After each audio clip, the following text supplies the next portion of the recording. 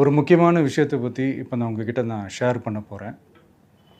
இது நான் ஃபஸ்ட்டு கேள்விப்பட்ட உடனே எனக்கே ரொம்ப ஷாக்கிங்காக தான் இருந்தது.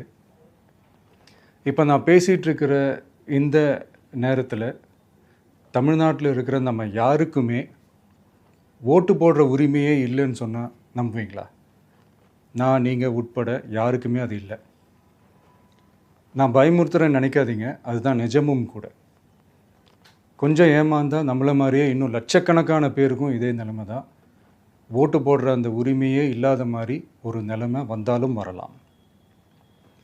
இதுக்கு மெயின் ரீசன் அந்த எஸ்ஐஆர், ஸ்பெஷல் இன்டென்சிவ் ரிவிஷன், சிறப்பு தீவிர திருத்தம். இப்போது இந்த எஸ்ஐஆர் நம்ம தமிழ்நாட்டில் எப்படி ஒர்க் ஆக போகுது? கடந்த ஜனவரி மாதம் எடுத்த அந்த கணக்கெடுப்பில் 6,36,00,000 வாக்காளர்கள் நம்ம தமிழ்நாட்டில் இருக்கிறாங்க. ஆனால் அவங்க யாருக்குமே இந்த ஓட்டு போடுற உரிமையே இல்லை. அந்த பிஎல்ஓன்னு சொல்லுவாங்க, பூத் லெவல் ஆஃபீஸர்ஸ், வாக்குச்சாவடி நிலை அலுவலர். அவங்க தான் வீடு வீடாக போய் அந்த ஃபார்மை கொடுப்பாங்க. அதை நம்ம ஃபில்அப் பண்ணி கொடுக்கணும். அதை தேர்தல் ஆணையம் அதை எடுத்துகிட்டு போய் அதை ஸ்க்ரூட்டினைஸ் பண்ணி அது எல்லாமே கரெக்டாக இருக்கான்னு செக் பண்ணி பார்த்ததுக்கப்புறம் அந்த வாக்காளர் பட்டியலை வெளியிடுவாங்க.